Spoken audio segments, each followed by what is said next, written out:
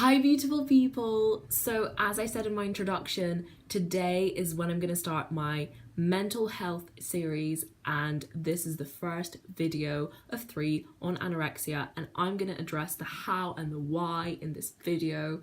When I was at school, we had multiple PSHE lessons, and just people would talk to us about how the reason that our generation is so susceptible to issues like anorexia and bulimia is because we're exposed to super thin models, airbrushing, unrealistic kind of bodies shown on photographs and all that stuff. And because I'd gone through anorexia, and because I kind of obviously I can't read my own brain completely, okay, I'm not a neuroscientist, but looking back, I can kind of see how that's not completely the case, because the problem is, the problem with having unrealistic bodies on magazines and all that stuff, the reason that's a problem is because the majority of healthy women bodies remain underrepresented. That's the issue. But you can't then go and say that the reason people are anorexic is because they've been exposed to these magazines with unrealistic bodies. That's a completely different sphere. So, my long-term issue, which obviously there's many, but I feel like the one that really kind of made an impact on me, was that I was born into a family of 2 girls, and we were 4 years apart, which meant that we were kind of not too far apart, so people could kind of compare us. And with me, as with most people, everyone has a tiny little insecurity, don't they? I mean, no one's the people that I know, I don't think any of them are actually 100% confident about every single aspect of their body or their work, or I don't think anyone's 100% confident. So everyone has a tiny little insecurity. But whether or not that insecurity grows into an issue, or people start fixating on that insecurity and become obsessed with it, whether or not that happens, I feel like one of the biggest things that affects that in the long term is the people we talk to. Not social media, not magazines, not airbrushed models, but people we talk to every day.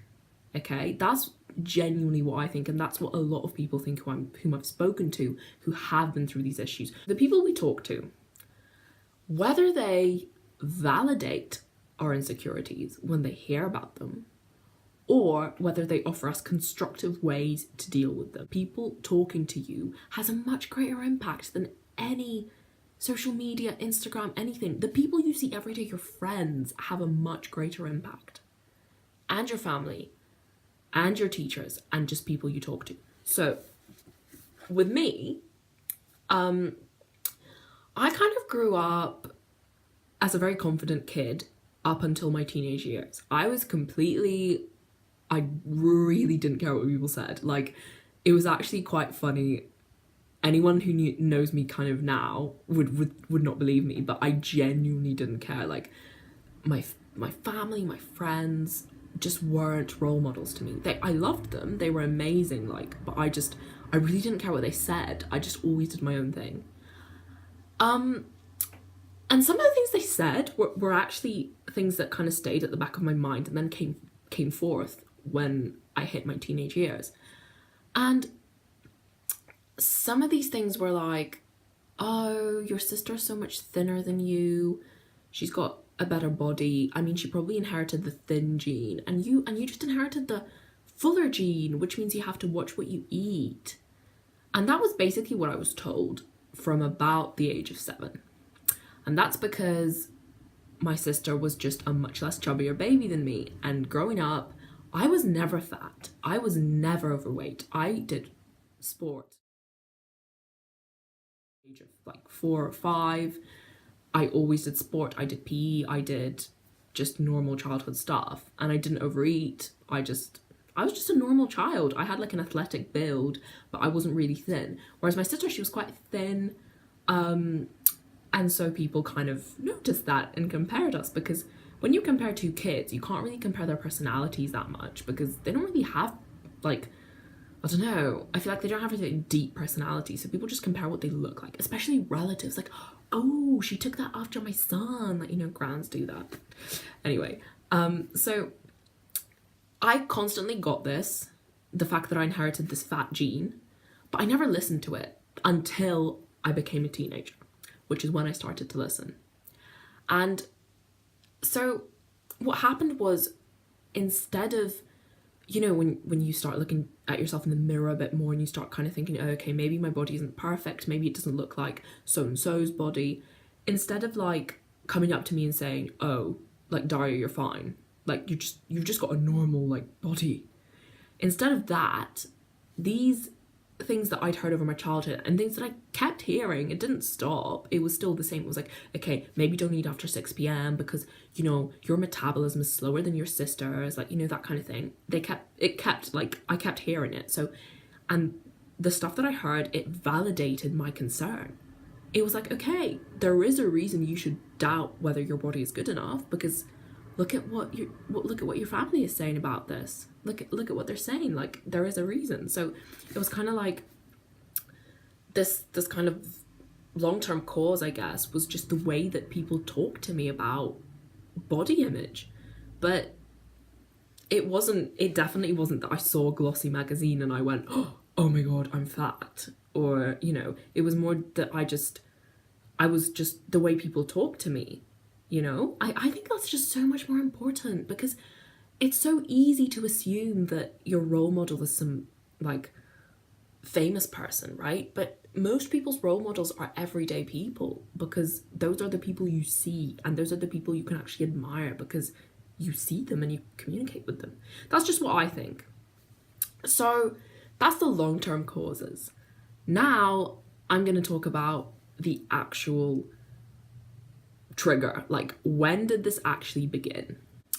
Because I was figure skating, our coach organized like a summer camp, which I couldn't go to because I was going on holiday with my family a week later, so I couldn't go for the whole thing, so I wasn't allowed to go at all, which meant that so I was off school because it was the summer holiday, and I couldn't go to the training camp. So I wasn't doing anything that I usually do, which is school or training.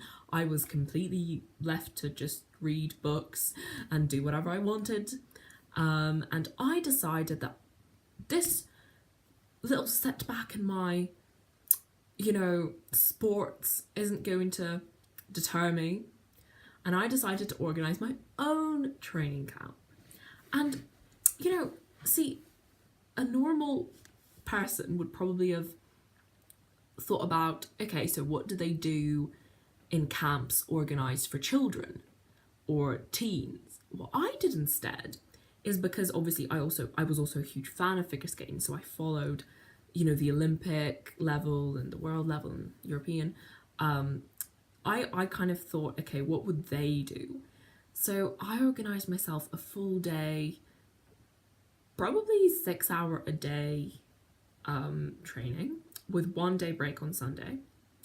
And instead of just stopping there and being like, okay, I'm going to exercise loads, I'm going to wake up early, actually make my bed and, like, you know, be a good athlete, I also decided to make a eating timetable, which over the days kind of transferred into a eating amount timetable, which meant that, like, I was really starting to control not only how much I trained, but how much I was eating. And this happened really quickly. It was a matter of days. Like, I don't know what I was trying to achieve, but I knew I had a week and I was doing my own, this little, like, sport camp, and I wanted to, like, be eating healthy. And I was eating whatever, in my mind, an athlete would have eaten if they were on a training camp. But I was also kind of thinking, okay, I'm probably not training as much as an athlete would. I'm probably not trying hard enough. Like, so I'm just going to eat a bit less because otherwise I'd gain weight. And again, it was a matter of days before this began to be less and less and less. And it wasn't drastic. You know, it took about 6 months for this to become a real problem. At first, it was only just me being super controlling about what I was eating, but I wasn't eating too little. I was just like radically different to myself of a week before. So it was still like in a kind of like a fine stage where people weren't concerned about me. I was just kind of, a kid who wanted to train. And my parents probably thought, okay, well, we didn't let her go in the camp, so it's probably fair that we can let her go and train, because we were in a block of flats, and in the middle there was this massive, like, there were different like playground centres, and there was like people jogging in the middle and football, and that's where I basically did my jogging and my training. So, like it was normal behaviour, but it was just I was training a lot, 6 hours, and not eating probably as much as I should be. And the other thing that I decided was, okay, I'm not going to eat any sugar, which was a very radical cutting out of an entire food group, which I decided to do. So I decided I'm not going to eat any sugar, and I'm only going to eat honey to make up for that. So I'm only going to eat like 3 spoonfuls of honey, which it's like healthy in the short term, right? So this was like the short term thing, me being bored and wanting to be in the sport camp and not being able to, and deciding to make my own. And the other little short term thing that I think really confirmed this downward spiral was the fact that I was actually getting encouragement from people around me. So my friends in my neighborhood were really kind of admiring me. They were like, oh my God, you're waking up early, you're training, you're such a dedicated athlete. That's what I heard.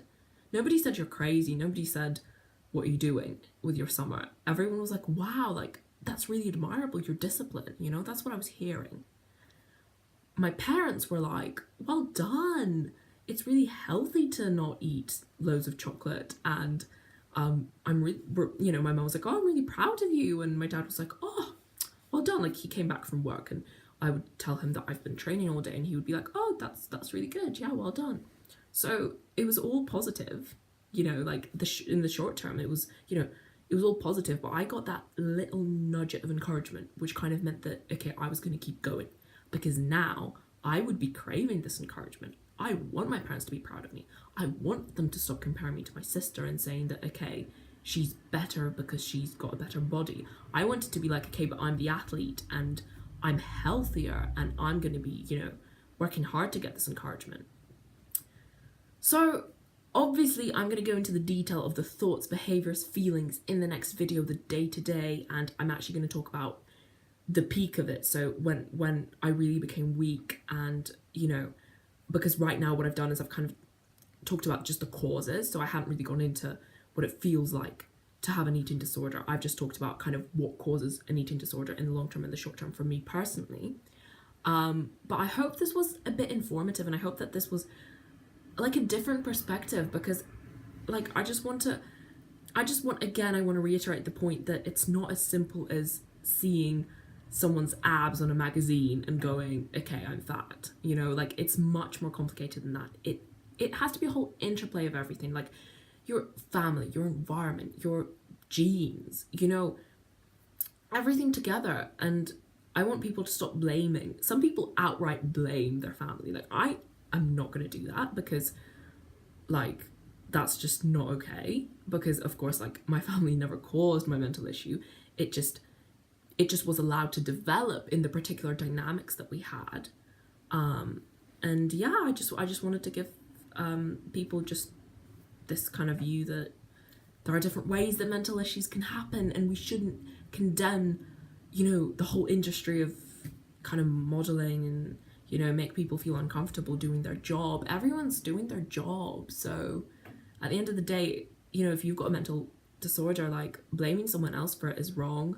And I would never blame anyone. I only want to say thank you to everyone who's supported me in those first stages.